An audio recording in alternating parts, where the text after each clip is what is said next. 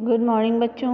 आज हम आपकी पुस्तक हिंदी व्याकरण से पाठ 9 और 10 का रिवीजन करा रहे हैं। आप उस रिवीजन को याद करेंगे। देखते हैं।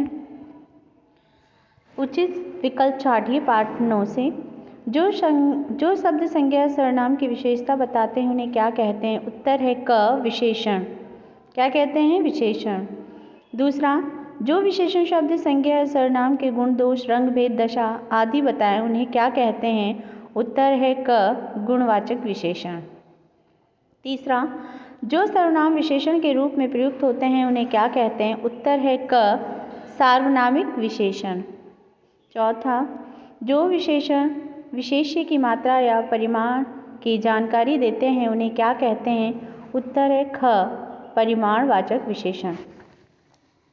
पांचवा, जो शब्द किसी संज्ञा या सर्वनाम की निश्चित संख्या का बोध कराते हैं वे क्या कहलाते हैं? उत्तर है क अनिश्चित संख्यावाचक विशेषण। निम्नलिखित वाक्यों में से विशेषण शब्दों को रेखांकित कीजिए और उनके भेद बताइए। तो बच्चों देखते हैं। साहिल परिश्रमी बालक है। परिश्रमी गुणवाचक विशेषण है। मेरी कमीज में 2 मीटर कपड़ा लगता है। उत्तर 2 मीटर परिमाणवाचक है, मापतौल है इसलिए। कुछ विद्यार्थी कक्षा में शोर मचा रहे हैं तो कुछ विद्यार्थी अनिश्चित परिमाणवाचक शोर मचा रहे हैं इसलिए। भारतीय बहुत बहादुर होते हैं। बहादुर गुणवाचक विशेषण है। नीलांजना चौथी मंजिल पर रहती है तो चौथी मंजिल संख्यावाचक विशेषण है। अगला, निम्नलिखित वाक्यों में परिमाणवाचक संख्यावाचक विशेषण छांटते हैं। तो देखते हैं बच्चों। आज नाटक में अधिक दर्शक आए तो अधिक दर्शक गिन सकते हैं ना, इसलिए संख्यावाचक। मुझे कुछ पानी दो तो परिमाणवाचक कुछ पानी, क्योंकि पानी को हम गिन नहीं सकते। मुझे कम धैर्य है तो कम धैर्य परिमाणवाचक है, मापतोल नहीं होगा। 4 विद्यार्थी मैदान में खेल रहे हैं तो इसमें है 4 विद्यार्थी संख्यावाचक। अगला, नीचे लिखे गए वाक्यों में विशेषण की अवस्थाओं को चुनकर उनके भेद लिखिए या बताइए। तो कमल विद्यालय का सर्वोपरि छात्र है। सर्वोपरि उत्तमावस्था। दूसरा, प्रेमचंद महानतम उपन्यासकार थे। महानतम उत्तमावस्था। तीसरा, राम श्याम से अधिक परिश्रमी है। अधिक उत्तरावस्था है अधिक। चौथा, गरीब राम खिलावन रिक्शा चलाता है तो इसमें मूलावस्था। कौन सी अवस्था है? मूला अवस्था। गरीब शब्द की मूलावस्था। गरीबतर गरीबतम होता है तो ये मूलावस्था है। अब है पाठ 10 का अभ्यास कार्य। देखते हैं। उचित विकल्प छांटिए। शब्दों में संक्षेपीकरण को क्या कहते हैं? उत्तर है क समास। क्या कहते हैं? समास। दूसरा, उपमेय उपमान अथवा विशेषण विशेष्य का संबंध कौन से समास में होता है? उत्तर है घ कर्मधारय समास। क्या है? कर्मधारय समास। तीसरा, वह समास जिसमें दूसरा पद प्रधान है उसे कौन सा समास कहते हैं? उत्तर है ख तत्पुरुष समास। चौथा, तत्पुरुष समास का उदाहरण कौन सा है? उत्तर है ग गंगाजल। पांचवा, अव्ययी भाव समास का उदाहरण कौन सा है? उत्तर है ख यथासंभव। आगे देखते हैं। द्वंद्व समास का उदाहरण कौन सा है? ग उतार चढ़ाव। सातवां, कौन से शब्द में सह उपसर्ग नहीं है? उत्तर है ग सहर्ष। आठवां, कौन से शब्द में कु उपसर्ग नहीं है? उत्तर है क कुटिल। 9वां, कौन से शब्द में आवा प्रत्यय नहीं है? क, लावा। 10वां, कौन से शब्द में अक प्रत्यय नहीं है?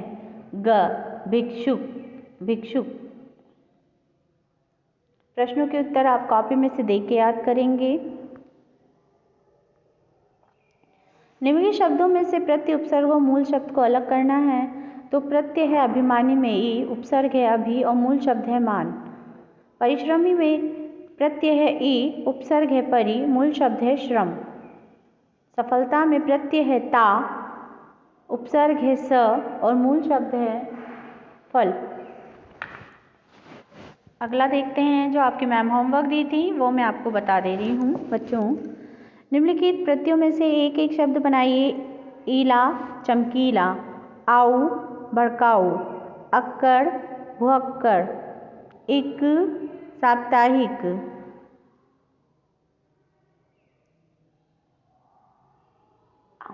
और अगले में आई, आई से आपका क्या बनता है? मिठाई। आनी, देवरानी। अगला,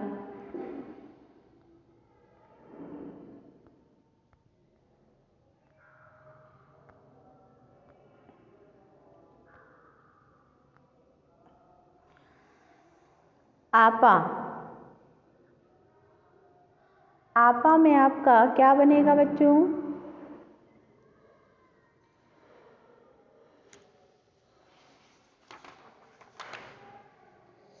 आपा। आपा में आएगा आपका वो बुढ़ापा, मोटापा, बुढ़ापा। और त्व में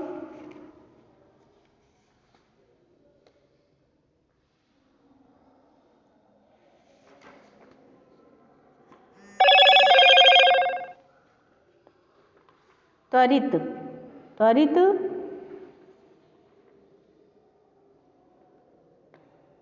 आपके अपने लिखा भी होगा, आपने कुछ मैम ने लिखवाया होगा। आगे देखते हैं हम। बेरोजगार, पदों का विग्रह कीजिए और समास का नाम। तो बेरोजगार, बिना रोजगार के।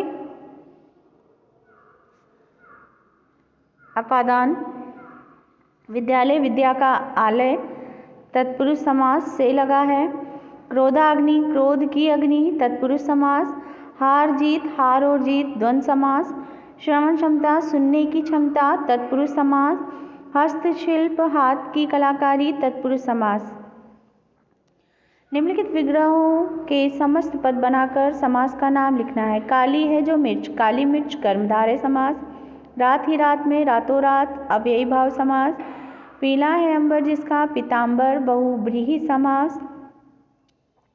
मति के अनुसार, मतानुसार, अव्ययी भाव समास।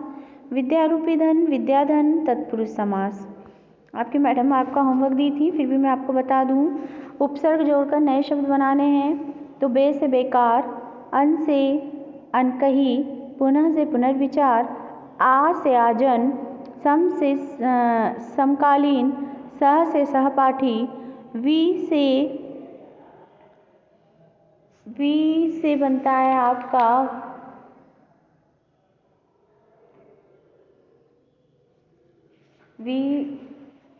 विकार, वी से विकार।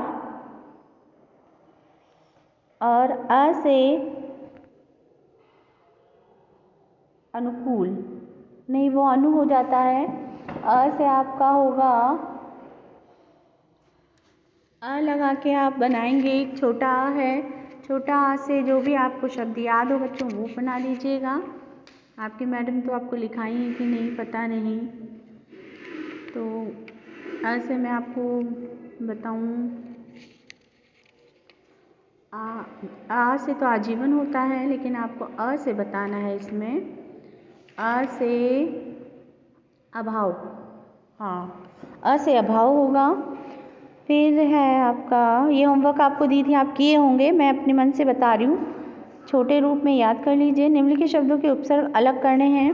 तो इनके उपसर्ग अलग करते हुए देखिए, प्रहार में प्र, संयोग में सम, बेचारा में बे, कुरूप में कु, अभिमान में अभि और पुरातन में पुरा।